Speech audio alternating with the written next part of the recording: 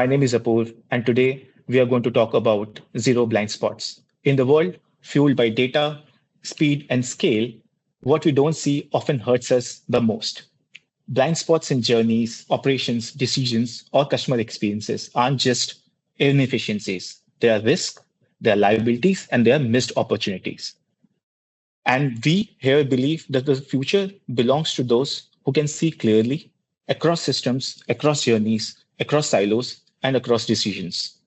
That's why we are championing zero blind spots, a practical gold standard for us for enabling growth, compliance, and excellence. I'll be your host today, and where our conversation will be deeply rooted into practical solutions which are shared by our panels who have dealt with real life complexities facing with organizations on the ground. Why this talk show? Because today conversation is all about hard and insights. We are joined by domain experts from banking, insurance, product, AI, who are our specialists who sit with clients, troubleshoot their chaos, decode the problems, and the problems which are often missed by others. We are looking at these industries because these are the industries which are in forefront of embedding AI, low code for scale and agility. Uh, Join me today, and we are going to talk about how we have been helping customers solve their broken lending journeys, inefficient claims processes, unstructured AI adoption, and embracing low code to become a well oiled, intelligent system. For today's discussion, we have Nishant Tyagi, Product Lead, NewgenONE, Nitika Singh, Product Lead, NewgenONE AI and Data Science Platform, Harshita, Functional Consultant, BFSI, and last but not the least, Bhavna Dahiya, Head, Transaction Banking, Banking COE, Newgen. In this session, we will discuss the blind spots that are lurking in plain sights, but are extremely visible to our experts who are trained to decode them every single day. If these blind spots are not resolved, chaos can result. In our view, growth doesn't come from avoiding these gaps. It comes from owning them, solving them, and never flying blind again. With that note, I welcome my panels. Uh, for the first, so I'll ask Bhavna. Hi, Bhavna. Welcome to today's session.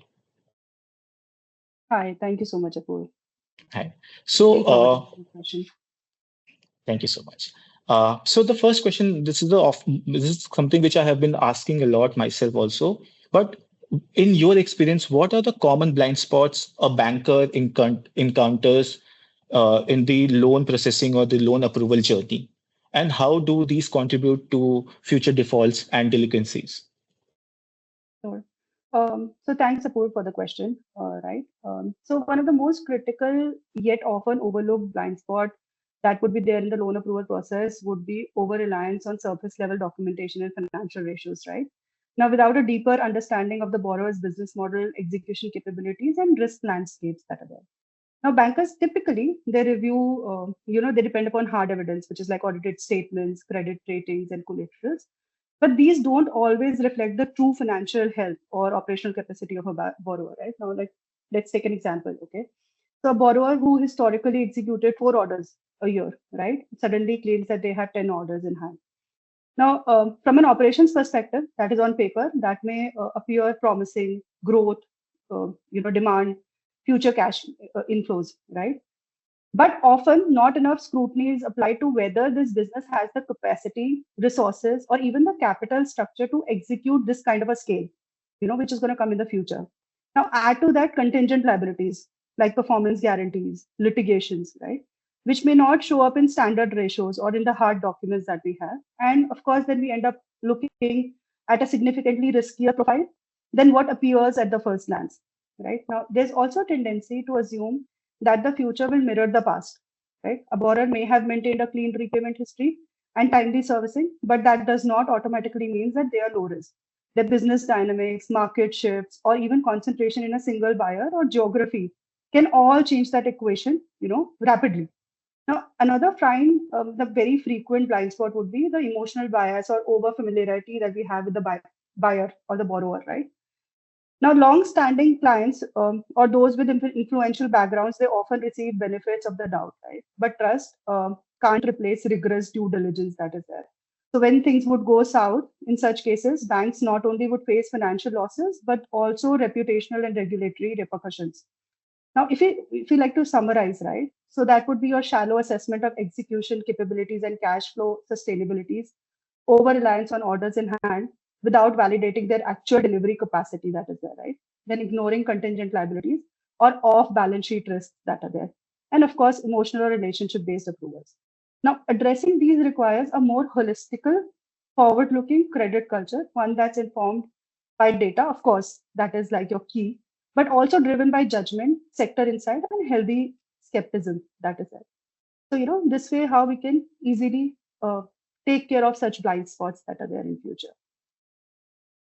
Think excellent points. I think these will play a huge role in ensuring that everyone who's been getting the loans are uh, checked thoroughly, and bankers can sleep at night knowing that whosoever they have sent a loan or given a loan, Absolutely. they are not going to get default. I think great points, Bhavna.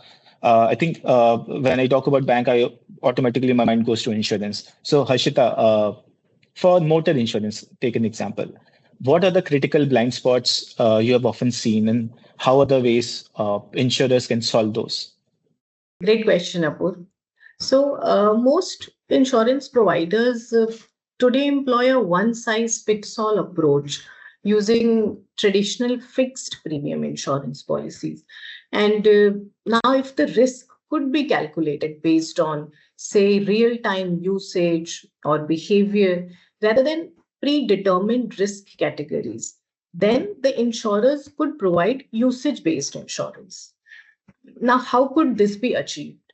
So, I think the premium pricing can be data driven instead of relying on the age old methods. Data which exists but is either hidden or not being put to good use.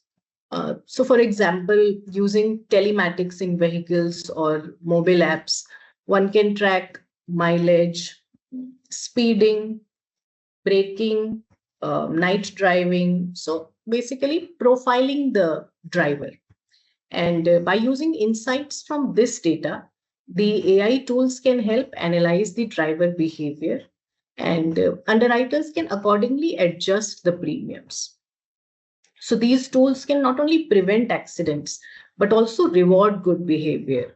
So using this data, even predictive claims can be built. So that is how it can help the industry.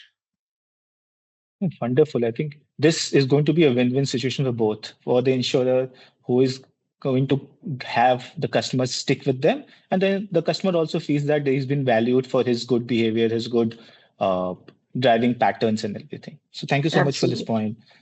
Great point. Thank you so much, Harshita. Moving on, I think we are talking about AI, and my mind again goes back to how we can uh, adopt AI to ensure that it's helping us instead of becoming our biggest hurdle. And I think I'll reach out to you, Nitika, because often I've been hearing stories where AI adoption is becoming the biggest charter for companies right now. But it also means they need more visibility, they need more control, they need consequences which are unintended. So they need to control all of these because these are the blind spots. So Nitika, what in terms of you, what according to you is the way forward for this? Hi, everyone. Hi, Abu. Thanks for the question. I think very rightly put, because whenever we talk about AI, a lot of questions comes around visibility, how we plug in governance in any process where AI is playing a major role. But also, it's really all of us to acknowledge that organizations have started to understand this a lot more than what they used to understand earlier, because of their sheer rigor in adopting AI in their journeys and their processes. And I feel they're also uncovering a lot of blind spots as they move along. But as for me, there are broader three categories of blind spots. One is data blind spots, of course. Then we have model-related blind spots. So whenever we talk about AI, it is either machine learning or data science-related models or any underlying algorithmic usage to build certain models. So there are blind spots around those. And then the third, which is very, very critical, is the governance blind spots. So when I talk about taking each of these individually, when we look at data blind spots, many organizations, they underestimate, let's say, the biasness or the data quality or the coverage of data gaps that they have in their systems. I mean, a lot of data do exist, but still at the same time, we should always acknowledge that one has to stitch together or maybe bring that quality to the data so that it can generate that kind of outcomes or insights that is really usable, right? And if one is using incomplete or biased or siloed data, then the model of outcomes, of course, will be biased, and and hence it will not be generalized enough to cater to different use cases as we seek to utilize it for. Right? Because different behaviors and different patterns will not get uncovered in this. And then when we come to model blind spots, then typically we have a mindset set as a business user that they rely on model outcomes without understanding that what is the real decision logic that the model is coming up with and how it has been built with. So a lot of black box algorithms that are used, they may be producing accurate results, but they may not be very interpretable. And hence, one would lose that control of explaining the outcomes or also detecting what is unintended, right? And also, I mean, hence they would not be able to, let's say, correct it or improve it as they utilize it, right? So that's again very, very critical to know that this is one of the major blind spots. And third is the governance related blind spot, because data drift is happening. So data is very, very dynamic. A lot of behavior gets added to the baseline behavior as the models or the, let's say, solutions are built on, which if we are not monitoring as we move along, then then things will become very, very static in nature rather than adapting to the changing behaviors, right? And hence governance is very, very important. Monitoring is very important. So it should not be looked at as a, let's say, a technical team's project to build and implement AI. Rather, it should be an ongoing effort, a very collaborative effort where we have data teams, domain experts, risk users, or business users to come together, collaborate as teams, and then look at it as a multidisciplinary implementation rather than just a technical project, right? So and that's how they can bring in the goodness of each team in monitoring and improving and continuously improving with time, right? There are a few more when we talk about blind spots, but they are rather more looked as challenges rather than blind spots, because probably organizations do know about them a lot and they talk about it to resolve them and maybe mitigate them somehow, because organizations typically are built with a lot of legacy systems, and these legacy systems are inherently not designed to, let's say, integrate or interoperate with the AI first modern infrastructures. So this is one of the challenges that typically organizations are facing these days. And also, when we also on the other side, we have business users or people who would be consuming this AI insights or AI related outcomes. Even they have a lot of disconnected journeys or interfaces, which they probably be leveraging or utilizing at different stages, right? So they are so disjointed that the realization of the real value of AI outcome is not felt that much, right? Because at one hand I have insights, but really bringing out an actionable outcome from it would require a connected journey or a connected interface for generating the real outcome or the value that people or businesses are looking for. So these are some of the additional challenges that I see on top of the blind spots that we have around data, model, and governance. That's what I felt of bringing out around this. I think these are great points, Nitika. And I often believe going forward, when AI adoption becomes the most important element for every organization, trust is going to be the biggest currency. And I think every of the points you just mentioned will try to ensure that the trust factor is increased and it becomes the underlying decision making pointer for the organization to move forward with AI adoption. Thank you so much, Nitika. It was great. So we were talking about legacy systems, and I've been reading reports where a lot of enterprises are now jumping from legacy systems to low-code, no-code platforms and trying to do process automation and application automation. Nishant, which brings me to you, because of the jumping to the ship of low-code, no-code and automation, there are also critical blind spots that always are hiding in the plain sight. Do you mind sharing with us those instances and what are the potential solutions you can offer to audiences or enterprises who are trying to adopt low-code platforms? Okay. First of all, thanks, Apur, for asking this. And I mean, like you asked, while enterprises are adopting low-code platform, I see, and we have seen that, discussing with our customers also, the biggest blind spot is which low-code. I mean, it's not that every low-code can fix all of your problem. Low-code platforms are designed in a way that they fix your specific problems. How to solve it? I mean, you can create a 2x2 of, let's say, 2x2 of metrics saying that my applications from low complexity to high complexity, and I want to do application for user group, department to an enterprise level. So when I have to choose a low-code platform, first of all, I have to see what I want to achieve from this. I want to do a complex application for enterprise, which again, NewgenONE is a specialized platform for that. But yes, am I buying a platform which cannot do this, but my inspirations are that it can do that?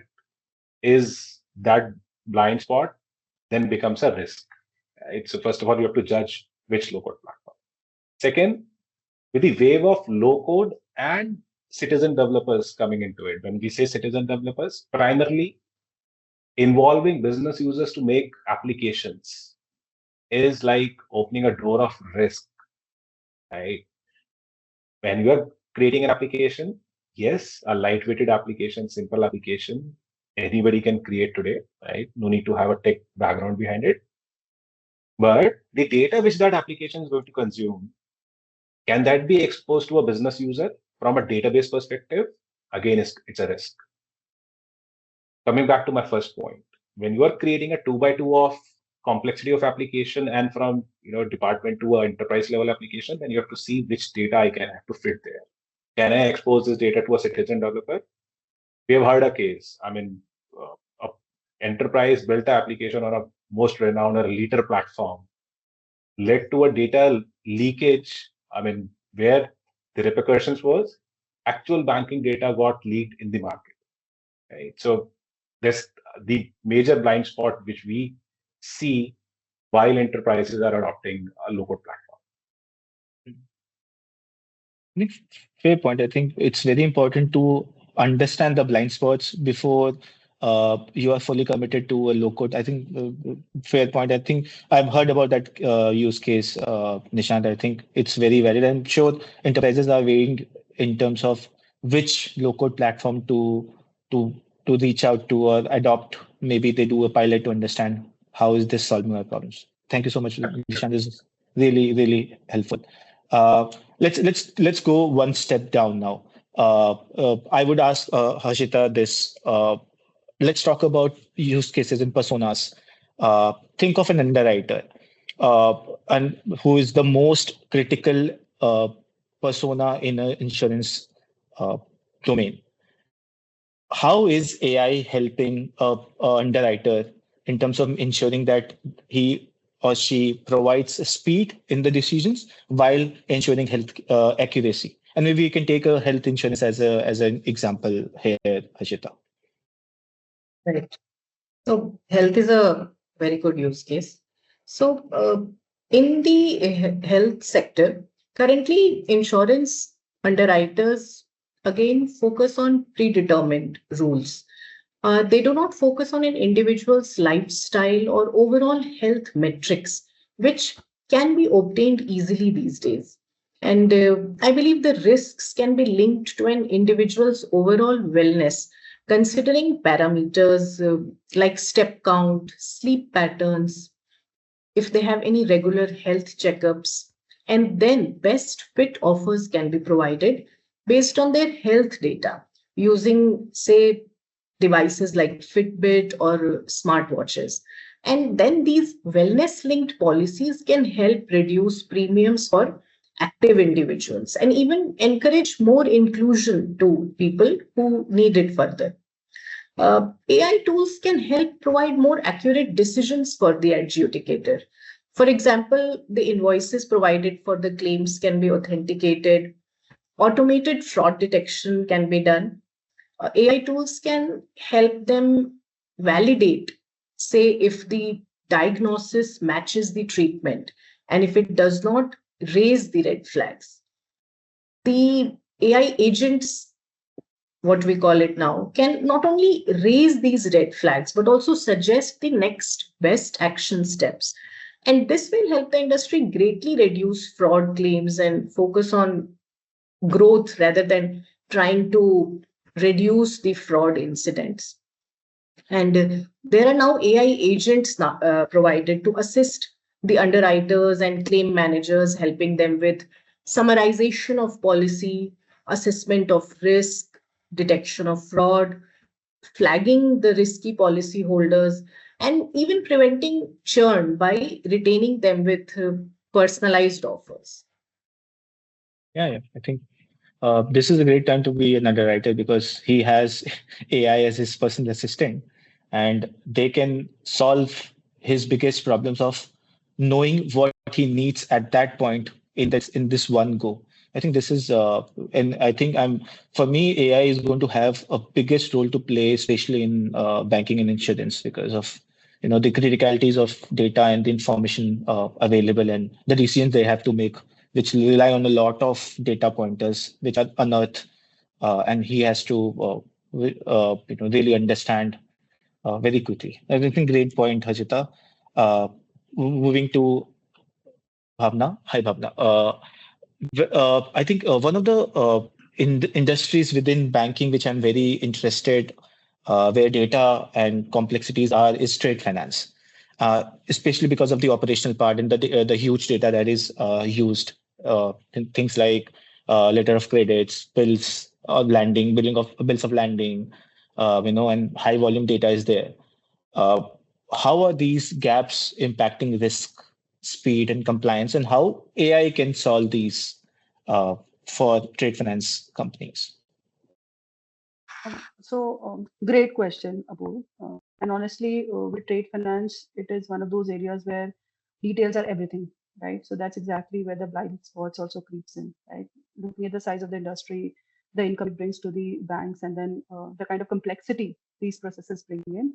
Of course, all of this uh, makes a place for blind spots to creep in. Now, one of the most critical blind spots that I would say in trade finance operations would be the over dependence on the manual document checking that is there, right? Especially when handling large volumes in terms of letter of credits and its subsequent documentation, say invoices, bill of lading, ZEV bills, shipping documents, regulatory document, compliance documents. There are a number of documents, right? So it is detail heavy. Every word, clause, date matters. And when terms are pressed for time or handling hundred of transactions daily, the margin for human error it increases significantly, right? A highly common example would be failure to catch minor discrepancy, like mismatched goods description between invoice and transport document, or even slight variations in consignee names. These might seem very small, but they're not actually very small, right? Under UCP rules, even minor inconsistencies, they can render a document non-compliant. Potentially, it will delay payments or even invalidating the entire protection that you have under letter of credit. Why did you come under letter of credit if you had to let go of that protection, right? Now, giving some examples would be, say, for example, goods in the invoice, they say steel rods, right? And whereas the shipping document calls for steel bars. Now, they relatively look similar, and it's very easy to overlook like these kind of changes. But under UCP Article 14 of UCP 600, even a minor deviation in this description can make the document non-compliant, right? And which will delay, of course, payments, create grounds for disputes, etc. And a such a simple error or such a simple appearing error would make it difficult to make payment under this letter of credit, right? Another major blind spot would be treating this trade operations as a purely clerical process, right? Rather than a very risk-intensive compliance critical function. Now, reality of the trade finance is it touches multiple risk layers, right? Right from credit to compliance to operations to even reputational risks at all levels, be it applicant, be it beneficiary, be it a financial institution, which is your banks in this case, right? Now, giving you a very simple example, say, for example, the underlying goods, they could be a dual use goods or, headed to a sanctioned port. And without an integrated screening system, such red flags go unnoticed, right? Or say, for example, if a party is on a sanctioned list or flagged for dual use, say in OFAC or EU regulations, right? So you're exposing the bank to a major compliance breach. And unfortunately, these kind of issues don't show up until much later. Like often in internal audits or worse, when your funds get stopped at a later stage when the payments are due, right? Now, there's also the issue of incomplete or poor quality data capture. Like I mentioned, that there are n number of documents that are required. There are n number of fields that needs to be handled, and therefore it is very evident that the data capture becomes a very critical part of this entire processing, right? And not doing a manual data enter, it keeps a lot of room for errors that can come in, like a simple change in the beneficiary names, simple changes or simple spelling mistakes, right? So those can have, so they have real consequences like increase in operational risk, delay in transaction cycles, acceptance, non-acceptance in future, and also exposes the banks to compliance breaches, which are very critical, such as AML violations, TBML, which is trade-based money laundering, or any such regular penalties, right? So to summarize, basically, the key blind spots would include the manual fatigue and inconsistency in document scrutiny that comes in, the lack of integrated compliance checks across touch points, right? And third, the one more would be a poor visibility due to unstructured or siloed data. And of course, underestimating the trade-offs as a low risk when it's actually a very highly impactful risk area that is there, right? Now, addressing these requires more than just automation. It would demand a risk-first mindset where operations, compliance, credit teams, they have to work cohesively, backed by, of course, intelligent systems that flag anomalies early and accurately, right? So this is to answer your first part, wherein we say that what are the blind spots that comes across in trade finance that is there, right? Now, having said that, your second part is how would AI help in taking care of these challenges, right? Now, this is one of the most exciting and necessary transformations that is currently happening in trade finance, and Newgen is, of course, working towards it, wherein we are moving from a manual reactive environment to a very intelligent real-time ecosystem, which is driven by AI, right? Now, traditionally, like I mentioned, trade finance has been a very heavily dependent on manual document check that is there, right? Which is going line by line. Each transaction would, validate at least 10 to 15 documents, bare minimum, which could like go up to like 50, 60 documents, right? Across jurisdictions, formats and standards, right? So like I mentioned, the blind spot would be human fatigue, inconsistency, and delayed risk availability, right? Or visibility of those risks, right? Now, AI fundamentally changes this. Now, one of the most powerful applications is automated document intelligence, right? Wherein the AI models can now extract, classify, and validate data, right? They can extract data from structured, unstructured, semi-structured documents, right? And of course, then run rules across. So the checks can be at major three levels. One is to check the consistency amongst the documents that is there. Second, to check the consistency vis-a-vis the documents or a letter of credit which is presented. And third, of course, wherein you run it through international and domestic rules that are there, right? Now, for example, an AI can detect if an invoice amount does not match the ELC terms, or if the shipping route includes a sanctioned port, even when these are buried deep into scanned PDFs or handwritten forms that are there, right? Now, let me take a practical example. So in one of the cases, a bank used AI to process hundreds of trade documents per day. The system flagged a series of bill of lading that listed an intermediary consignee that hadn't been previously seen in the client's trading history, right? Now, on deeper review of this consignee, right, it was linked to a high-risk region under export control regulations. Now, a human checker has been doing this for such a long time, but because it was a derived product of the documents, it went unnoticed, right? However, an AI identified the anomaly instantly based on the pattern deviation that it saw, right? Now, another area would be where AI is bridging the gap between cross-checking transaction data with external risk databases, right? When we talk about external risk databases, that would be a sanction list, PEP databases, dual risk goods catalogs. So traditionally, these checks happens in silos with different solutions, different systems, even after the transaction is processed, like so post-facto checks, basically, which you are doing it on ongoing basis when it is backed by AI, right? So that is like a massive shift we're talking about from check after processes to flag before even it gets processed, right? It also helps in detecting behavioral anomalies, right? So for example, if a client has been typically dealing in textile industry, right? Suddenly they start importing chemicals. The system can raise such contextual, alerts. Or even if multiple LCs are issued just under a threshold that avoids internal escalations, AI can recognize the pattern. So there are so many n number of ways in which AI can actually help in document processing, which is one of the key blind spots that is available in this industry. I think, yeah, these use cases you talked about are going to be the concern for a lot of trade finance companies. And I think glad that you brought this up, which brings to Nishant, because data is the core of all of these blind spots. And I think with it's going to be the fundamental layer which is going to be solving a lot of blind spots, or also is the origin of blind spots. So my question to you is, what are the data related challenges you have been foreseeing when you talk to clients, and how are you helping them understand how to use data correctly and in the most optimal manner to resolve these blind spots? And what are the lessons you have learned for you, which you want to share with our audience today? Yeah, I mean, very, very right question, Apoor. And I think I can link to what Bhavna has also said. Data primarily, while enterprises are building application, the core or heart of that application is data structures. Am I missing on something? Are there data gaps? Do I have null values? Because ultimately data, today it is not only showing the data on forms, but also deriving a lot of insights from the data.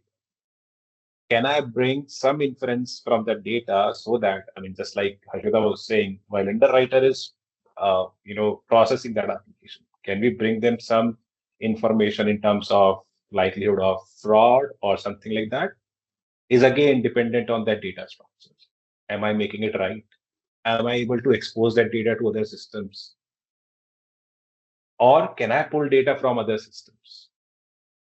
When we are building enterprise application, what our customer asks is, what will be the source of truth? Is a low-code platform or the data with low-code platform is going to be source of truth, or it is going to be central databases, right? And this will again link it to my first answer, which says you draw 2x2 of enterprise to department level and low to high. When you fit on the top brass, which says complex application and enterprise level application, the data source is your central, or the data, single source of truth is your central repositories. Then low-code platform only stores the transactional data, which is rest relevant, right? But again, this is also moving from data to content part of it, right? So your applications today, while you are generating insight using data, you have, enterprises are looking at building models, AI models, but we are seeing a very significant shift that against the data, Now enterprises are relying on content repositories and bringing inferences from those content repositories or the documents and then assisting people, the business users to take decisions. So as you asked, yes, data plays a very critical role. In an enterprise, they have to see that, okay, what should be my source of truth for this application? Should low-code platform govern this, or should the enterprise databases or the central databases govern this? But in parallel, they have to think about the content repositories also to make it more relevant for business users. That's what I feel. I think fair points. I think one of the things, one key takeaway for me is data, of course, has to be rightly thought through. And then we talked about AI and AI models, which brings me to you, Nitika, agentic AI, the elephant in the room. Uh, right now, a lot of organizations are talking about agentic AI. And they believe that agentic AI is going to change the equation, and in throughout it, talk about insurance journeys, talk about banking, lending processes. Agentic AI is going to ensure it will bring more value to enterprises. But according to you, how it is helping, or it has what are the potential use cases for agentic AI to be proactive, maybe give explainable decisions so that enterprises can look up to agentic AI or AI agents to ensure zero blind spots? Sure, I think definitely agentic AI can absolutely bring that shift and enable organizations to think and achieve that. This is agentic AI definitely represents a paradigm shift from being a more passive, static processes or models to be more goal driven, be more interactive systems that can, let's say, reason with the data, right? Learn on an ongoing basis and act with certain, let's say, guardrails and act with certain, let's say, conditions or boundary conditions that business may want. And this is very, very pertinent in more regulated industries such as BFSIs or healthcare, for example, right?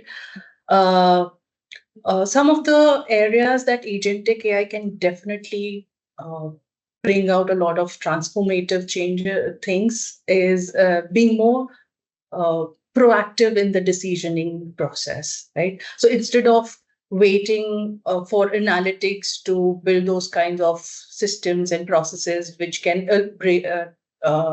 alert business users or trigger certain anomalies and notify it to the business users, rather than waiting for that, agentic AI can really anticipate what is going to happen and what businesses need, right? And recommend and even take certain actions around what is the right business context that they need, they have with them for a certain action to be taken, and of course backed by data.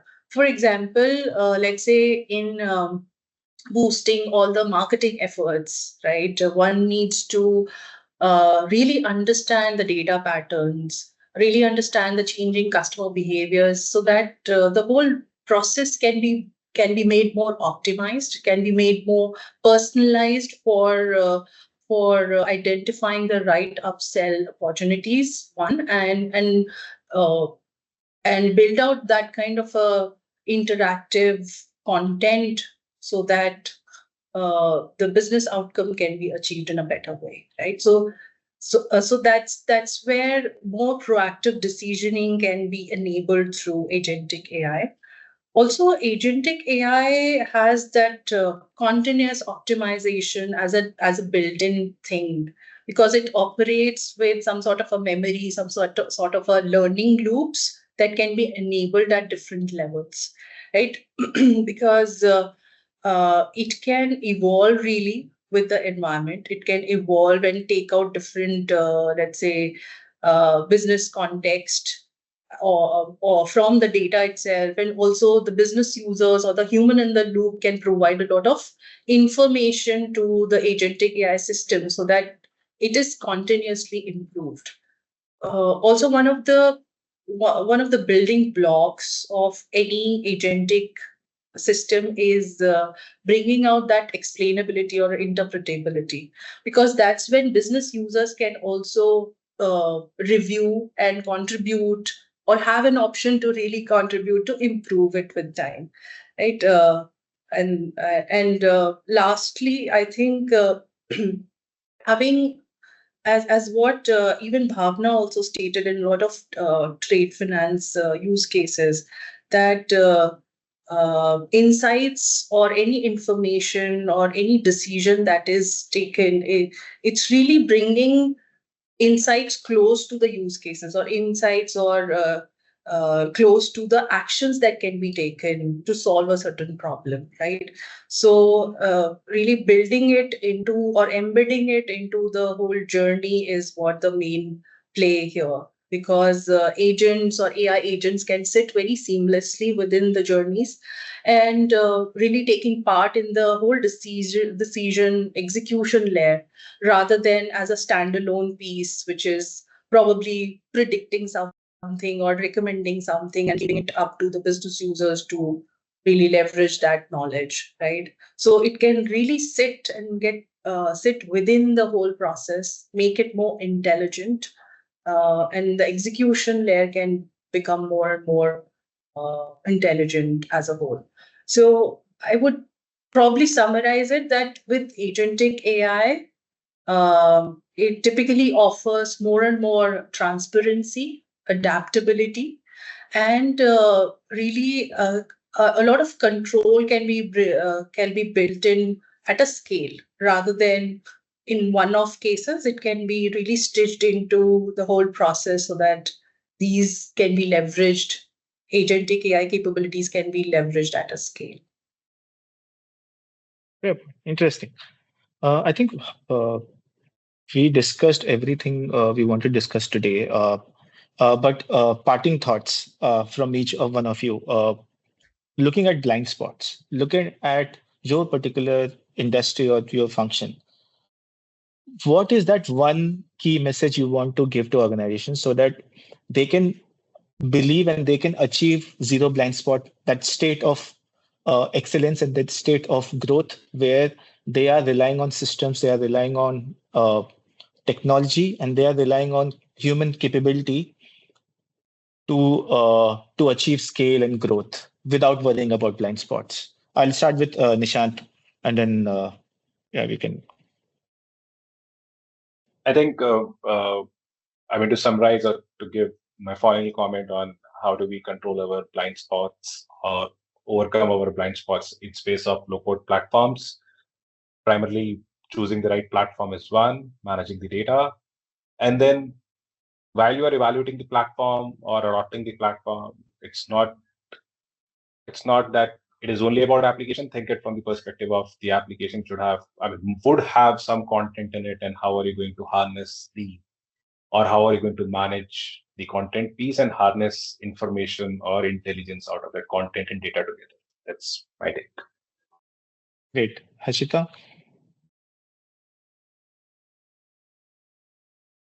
Like Nitika said, I think AI agents are the road ahead, and digital data would help any organization make a proper assessment of the dynamic and real world risk exposures.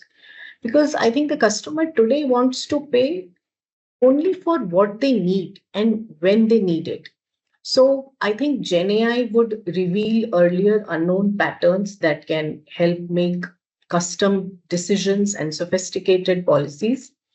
And agents take the power of generative AI a step further by working on your behalf. So access to data would provide clarity to the business, and AI tools can use this data as a solid foundation to provide foresight.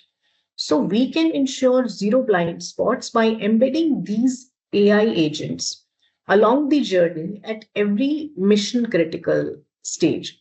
So I think that will help us uncover the unknown. Really put, Hashita. Bhavna, closing thoughts. Sure. So, like I mentioned, so in banking, most of the processes are very operations heavy, data heavy, right? And everyone has been talking about it. So, definitely, AI is something that can really help you take care of the blind spots that we have in banking. So, the beauty of AI over here would just not be automation, right? It would be its augmentation, right? So it will enable the bankers to make faster, more confident decisions while letting the system do the heavy lifting on routine and risk detections that is there, right? It's about shifting the banker's role from being a document checker to informed decision maker, basically, right? Exactly what the future of banking needs today, right? So this is how I feel that the banks can be more informed, they can make better decisions, they can be more involved in the strategic part of taking care of the risk than actually just trying to find out the risk that is there.